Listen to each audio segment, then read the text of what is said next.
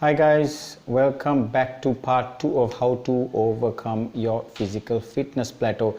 We're going to start with talking about recovery. So exercise training is only part of the equation making progress towards your fitness goals. So what you need to do in between training is also just as important. Okay, usually what we think about is rest and hydration and nutrition, but if you're going to look at more significant gains, it's important to be intentional about the recovery between workouts. So it's a less is more scenario which we look at.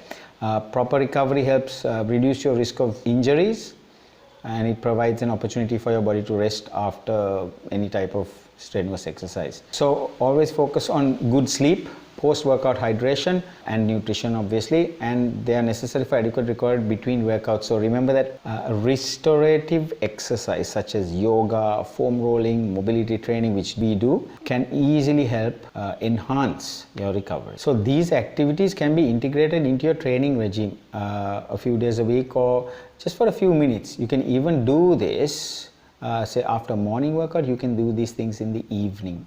Okay, you can even do it almost immediately, just after a longer stretch than usual after your workout, if you can give yourself the time. So then you can improve things like pain, DOMS, delayed onset muscle soreness.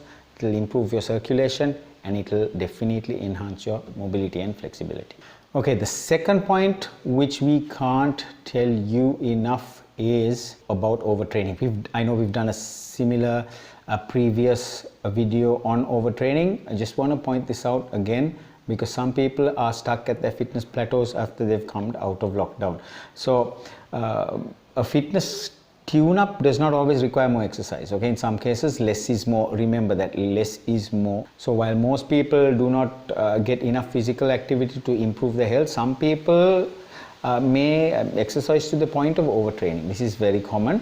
Okay, so to enhance your fitness performance, you must exercise just hard enough to challenge the system.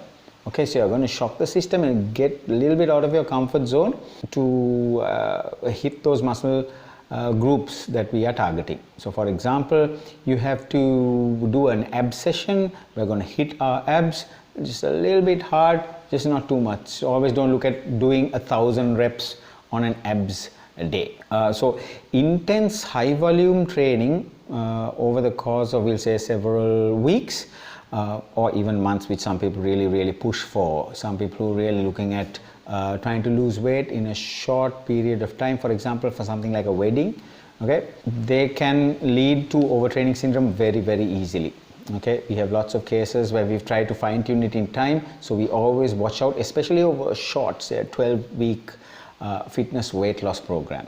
So while it obviously can be difficult to recognize and diagnose, we always tell our clients to watch for the following signs. Okay, usually one of the best ones is you have decreased performance. So you usually think you're working so hard but you just can't perform anymore. There's something wrong, okay, despite being consistent. Okay, so the other signs you need to watch out are the following. So your undesired weight loss. This can also mean undesired weight gain. Okay, you can in addition to losing weight, you can actually gain weight with your endocrine system that controls and manages your hormones not being able to manage the load.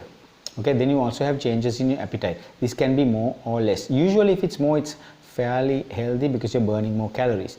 And then there is a very common one which you need to watch out for when you're overtraining, is your loss of sleep. So remember that sleep apnea, your messed up sleep cycle, inconsistency with sleep hours. So try and look to get 8 solid hours. That would be really good, so that you have both mental and physical recovery. Okay. Also some people who get irritated by some things they really like, so you can in fact playing with your children or friends or even video games, you all of a sudden you just get irritable or angry for no reason. Okay, and you can also feel depressed. There's a little bit of depression that can actually set in. Usually exercise always gets into a great mood, but if you feel sad or depressed, remember that is probably because you are overtraining.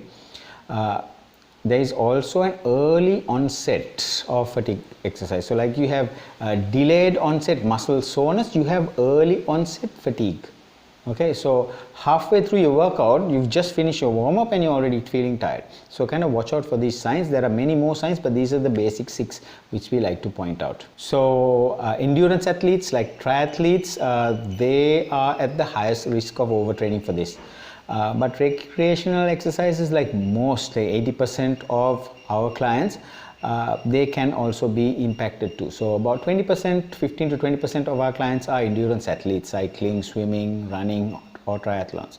So overtraining syndrome, remember, should be treated with a reduction in training, and in some cases complete rest for maybe 1 or 2 weeks or even months. So the recommendations we would give you to reduce the risk of developing overtraining syndrome is avoid excessive monotony of training. So if you're a runner and you're always running, do not keep on running. Cross train, do leg workouts, do some cardio or HIIT workouts, do a kettlebell workout, swim, cycle, find something you really love. Okay, experiment and work on something new. Okay, number 2 is prioritize optimal nutrition, hydration and sleep, like we spoke before. The quality, quantity and timing of your food, the quality, quantity and timing of your hydration. So when you say hydration, we're not just saying drinking water, we're looking at getting your electrolytes in, and sleep. So it can be usually between 6 to 8 hours and even as much as 10 hours if you can catch your little naps and your little breaks in between. Number 3 is be aware of your multiple stresses. Okay, so there's work, there's the environment, you know, these days it's raining a lot, interpersonal problems, so it can be work at home. Lots of people are feeling the stress of physical training when they're at home. Okay, and number 4, last but not is allow adequate recovery, as we spoke of.